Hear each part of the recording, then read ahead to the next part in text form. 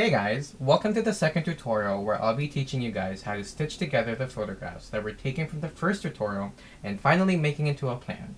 Just for a brief overview, here's an example of the final product. There's essentially going to be three parts for this tutorial. One is stitching the photos, second is to fix any imperfection, and lastly is making lines for the walls.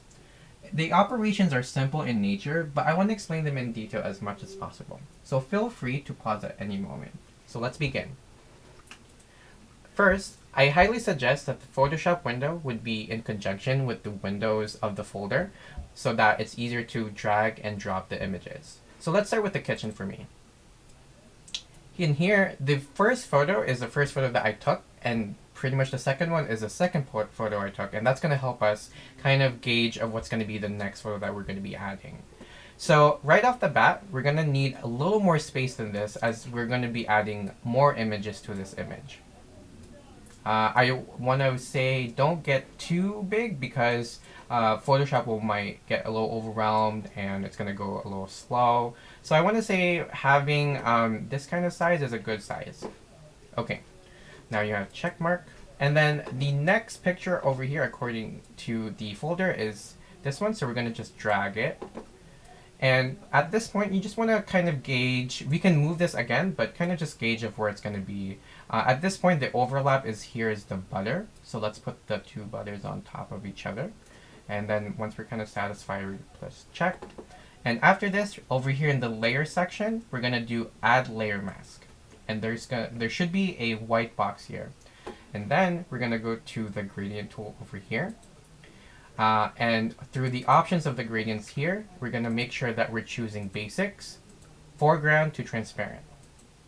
And also making sure that we're doing this button over here, which is linear gradient. So at this point, the idea of masking is to make sure that this harsh line that is indicating that these are two images will disappear. So the way you want to do it is basically draw a line, a straight line, so you should be holding shift while doing this. And just dragging it, release, and it should create this gradient. The cool thing about this is that you can keep on going, and eventually this line will disappear. So pretty easy. Let's do another part. Let's do, which it seems like this is the next one.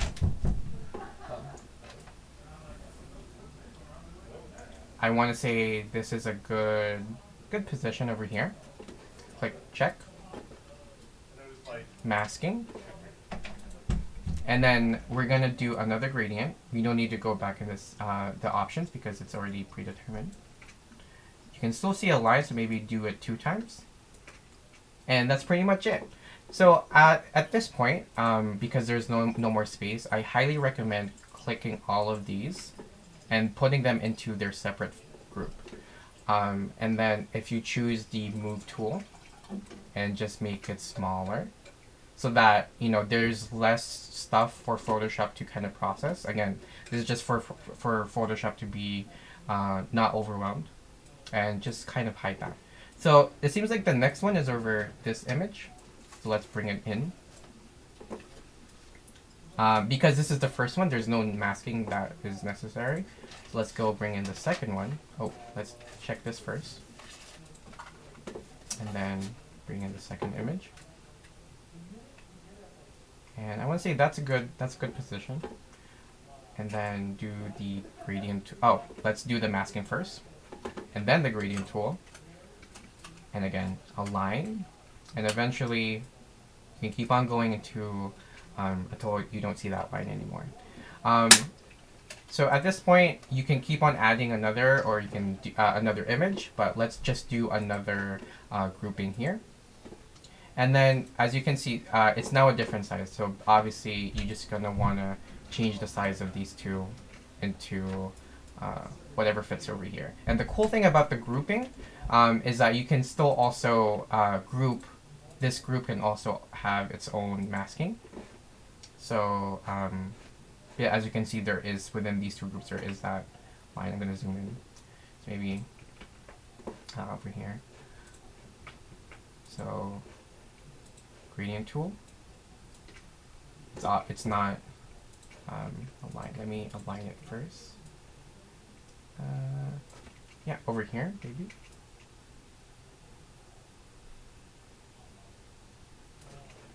Again, these are not going to be the most perfect. You can probably, it's probably not working because it's the different size. Oh, there you go. Okay, there you go. We have it. So you're gonna wanna keep on doing this with all of the images that you have, and at the end you're gonna have something like this. As you can see, I have only like 3 groups here, mainly because once I made 2 groups, I've made them into another one group, but I kind of divided them into the sides of the kitchen. So let me turn off all of them. So this one is one group, and then this is the other group, and then this one is the table, which was taken separately. And pretty much after this, I want you guys to save this into your computer, into a JPEG.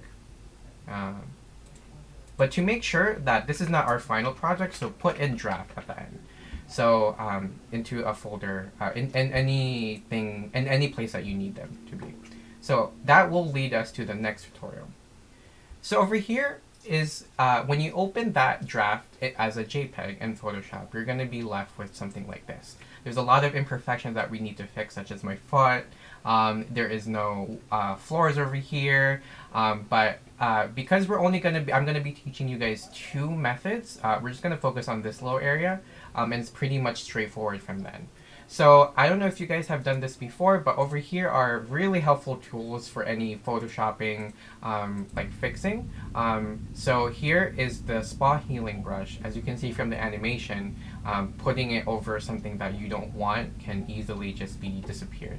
So let's say here my foot is something that obviously I don't want it to be there. So you can just click on it, or you can also drag that little area over here. And yeah, it disappeared. And there are a lot of cases that sometimes that the healing brush won't cover, especially in like complicated like areas, and if it's bigger too. At this point, I highly suggest now using the patch tool. So for those who haven't used it before, the patch tool is basically trying to, okay, I'll just go for it. So let's say this area needs to be without my foot and also my shorts. So let's kind of, you have to draw over this, drag what you actually need, which is the floor, and it disappears. And you can keep on doing this until you get your, let's do that again. Doing this until you want your, there you go. And then you can do this here too. And the more you do it, the faster you're going to be, because now you have this bigger space. That means you can do a bigger patch. So let's say we want to do like this. So just keep on doing this until you get a result that you want. If you imagine, if I keep on going, eventually I'll have an empty floor as here. That's kind of how I made it over here. And pretty much we're going to go to the last part of making our plan. So at this point, you probably have done all of your spaces, including your room, your kitchen, your bathroom, and you've collected all of these images over here. And at this point, you're just going to want to organize them into the house layout that you have. So in this example, my kitchen is actually going like this direction. So I'm going to have to rotate. And it goes in between over here. So as you can see, there's like this little light coming out. That is where the kitchen is going to be. If you have hallways, it's just a matter of like organizing them into the layout of your actual house. And you just want to start, scaling them. And this is actually the most important thing, is the proportions of everything. So for example, let's say this is a good position for the kitchen. This is actually how the house works. So let's say here, for example, the bathroom was actually this big. That's actually saying that the toilet is as big as this person and is actually bigger than the cat, which is actually not the case. So you're going to want to just make it into, again, proportional to everything. You don't necessarily need to measure everything, but it's just a matter of like eyeballing if everything looks proportional. I asked some friends who lived here if everything looks, you want probably have another eye to look at it, but pretty much it's just about eyeballing. That's going to be important as well when you start adding wall thicknesses. So let's do that. Over here, there is a rectangle. And we're going to do some rectangles to draw in some walls. So make sure that the fill is black and also the stroke is black. So leaving space in between, I left some space because this is where you're going to be adding the walls. So let's say the wall is over here. So the idea is that, as you can see from here, actually, let's put this rectangle here on the top layer. As you can see in this image, you can actually still see the wall here a little bit.